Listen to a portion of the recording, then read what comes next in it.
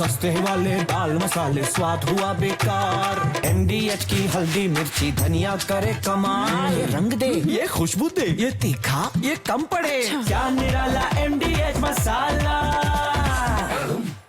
रूस यूक्रेन के युद्ध में अब रणनीति बहुत तेजी के साथ बदल गई। रूस ने हथियार के निर्माण में तेजी लाई है ताकि इस सर्दी के दिनों में यूक्रेन को पीछे धकेला जा सके। लेकिन ज़ेलेंस्की ने जिस रणनीति के तहत रूस पर हमला शुरू किया, वो विंटर वॉर में रूस को हथियारों से नुकसान पहुंचाने के बजाय घरेलू मोर्चे पर पुतिन के खिलाफ बगावत को भड़का सकते। लेकिन यह संभव कैसे है, इस रिपोर्ट में आप देखिए। विंटर वॉर के लिए यूक्रेन की तरफ से बढ़ रही घुसपैठ और लंबी दूरी के हमले को देखते हुए रूस ने जिस व्यूह की रचना की है, उसमें घातक हथियारों के साथ तैनाती पहला चरण है।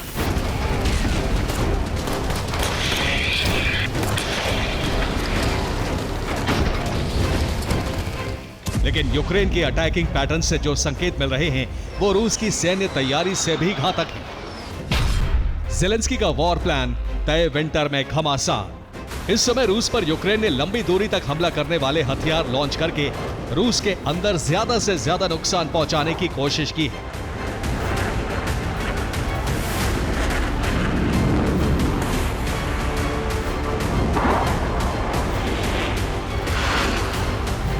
खासतौर पर एनर्जी के उन केंद्रों पर जिनको नुकसान पहुंचने के बाद जल्द से जल्द रिकवरी आसान नहीं होगी।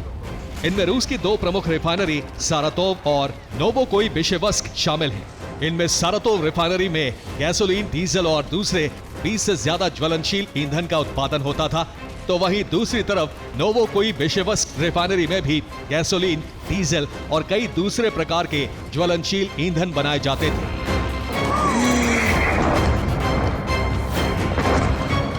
हालांकि इन रिफाइनरीज के निर्माण क्षमता को देखकर कोई भी इसे रूस को आर्थिक नुकसान पहुंचाने वाला हमला मान सकता है, क्योंकि इनमें सारातोव रिफाइनरी यूक्रेन की सीमा से 600 किलोमीटर दूर है, जिसकी क्षमता 72 लाख टन कच्चे तेल की है।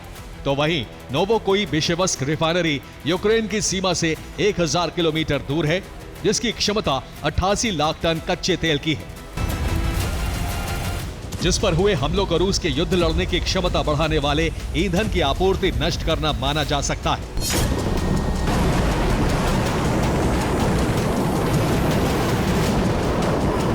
लेकिन आपको जानकर हैरानी होगी कि यूक्रेन की युद्ध योजना यहीं तक सीमित नहीं है।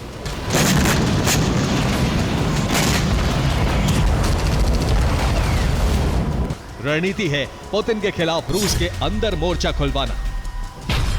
आपने बिल्कुल सही सुना, यूक्रेनी सेना रूस के एनर्जी सेक्टर को नष्ट करने के लिए हमले कर रही है। इन हमलों में रूस के एनर्जी सेक्टर को तबाह करने की योजना है, ताकि अगले 6 महीने तक रूस अपने तबाह हुए एनर्जी सेक्टर की मरम्मत भी ना कर सके। और अगर ऐसा हुआ तो सर्दी में ऊर्जा की आपूर्ति रूस के अंदर ठप हो जाएगी, जिससे रूस के अंदर पुतिन के खिलाफ बगावत का मोर्चा खुल सकता है।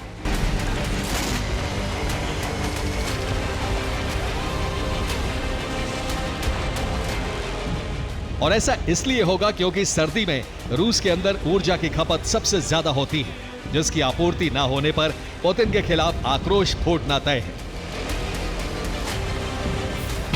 जिसका प्रमाण है सारातोव की तेल रिफाइनरी पर हुआ ड्रोन से हमला। इस हमले को यूक्रेन की 14वीं रेजिमेंट ने अंजाम दिया है, जिसमें सारातोव रिफाइनरी का लोडिंग रैक क्षेत्र नष्ट हो गया। रिफाइनरी आग के गोले में बदल गई, जिसकी मरम्मत अब अगले 6 महीने तक पूरी होने का अनुमान है। हालांकि इस हमले में किसी यूनिट को नुकसान नहीं हुआ है, इसलिए संभव है कि यहां फिर से हमले हो। और यह दावा इसलिए किया जा सकता है क्योंकि नोवोकोइबिशेवस्क रिफाइनरी में भी यूक्रेन ने ड्रोन लॉन्च किए थे, जिससे रिफाइनरी में रखे तेल में आग लग गई। और ये नोवोकोइबिशेवस्क पर कोई पहला हमला नहीं था, बल्कि इससे पहले 10 मार्च को भी यहां हमला हो चुका है। और ये हमले आगे भी रुकेंगे नहीं, क्योंकि ज़ेलेंस्की ने खुद हमलों का ऐलान करके सभी को चौंका दिया है। ज़ेलेंस्की के इस बयान से कुछ और संकेत भी साफ मिल रहे हैं। संकेत है विंटर वॉर के लिए रूस में एजेंट्स की एंट्री।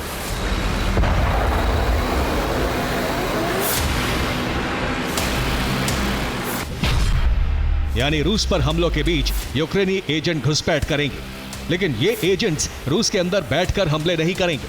बल्कि यही एजेंट्स एनर्जी संकट को रूस में मुद्दा बनाएंगे और सर्दियों में हाई डिमांड के दौरान बगावत की आग भड़काएंगे। हालांकि ये एक अनुमान है।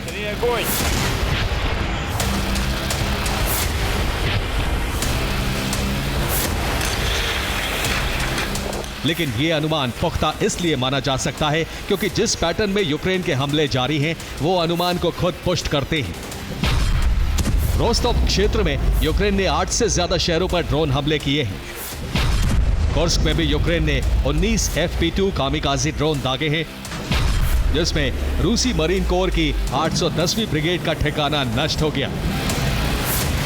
जबकि ओक्रेन्स्क पर ड्रोन से हमला करके यूक्रेन ने रूस की रूबिकॉन यूनिट नष्ट कर दी।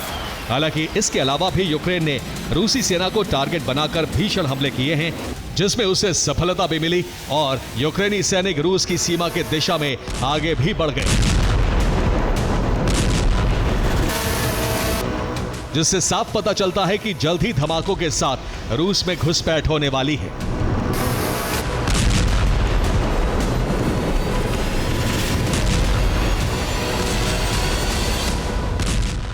लेकिन सवाल यह है कि यूक्रेन को यह कामयाबी मिली कैसे? जवाब है यूरोप और अमेरिका की मदद से। इसमें अमेरिकी कंपनी शील्ड एआई ने यूक्रेनी आयरन बेली के साथ मिलकर लंबी दूरी का स्ट्राइक ड्रोन D4 बनाया है, जिसकी उत्पादन गति 500 से 1000 यूनिट प्रति माह है। वहीं यूक्रेन ने यूरोप की मदद से अंडर वाटर ड्रोन टोलोका TLK 1000 भी तैयार कर लिया है, जिसकी मारक क्षमता 2000 किलोमीटर तक है। और इन्हीं का इस्तेमाल यूक्रेन रूस में विद्रोह भड़काने के प्रथम चरण यानी एनर्जी सेक्टर पर हमले से कर रहा है।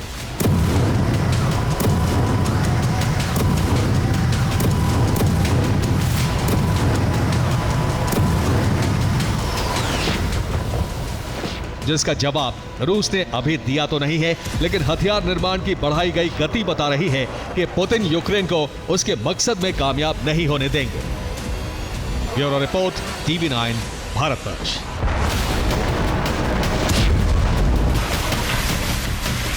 सस्ते वाले दाल मसाले स्वाद हुआ बेकार। MDH की हल्दी मिर्ची धनिया करे कमाल। ये रंग दे, ये खुशबू दे, ये तीखा, ये कम पड़े। क्या निराला MDH मसाला।